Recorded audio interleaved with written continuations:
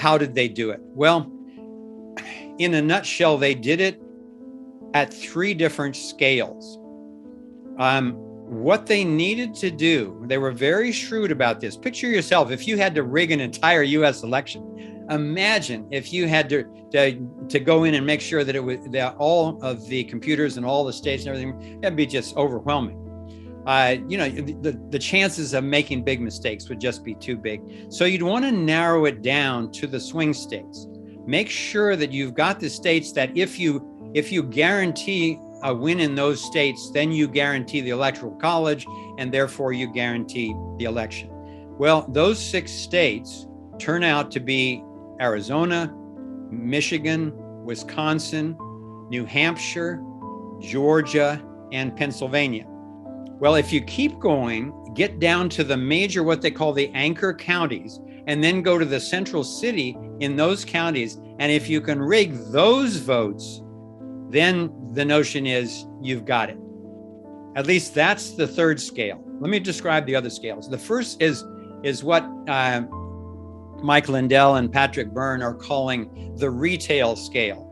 And that there's huge evidence of that. This is mail-in votes, absentee ballots, fake and phantom ballots, dead persons voting, that kind of thing. And there's just huge evidence of that. You'll see some of it, and then there's hundreds of affidavits.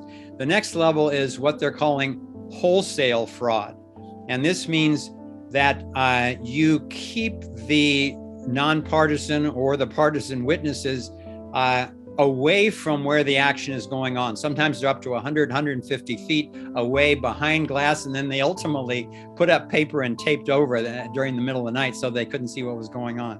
Or you claim a burst pipe, as they did at one of the major centers, and you have to clear everyone out, except, of course, the people that are still busy bringing out fake ballots and running ballots through multiple times. Fortunately, some of that got caught on surveillance video, and you'll see it.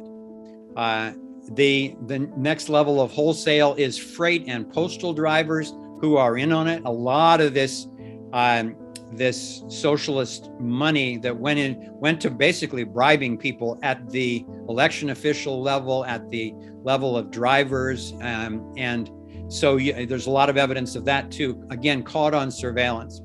What they called the Sharpie switcheroo, where they got rid of all the Bic pens and had everybody use Sharpies instead, because I guess that makes a less reliable mark. And so therefore you can put ballots into what they call adjudication, and then you can basically use these Dominion systems to flip them any way you want.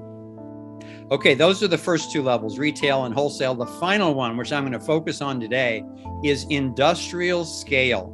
And that means when you actually hack the computers and you hack the internet. And there was a huge amount of digital switching that went on. And the sum total of it in these 6 states is it went 99 to 100% from Trump to Biden. Coincidence? I think not.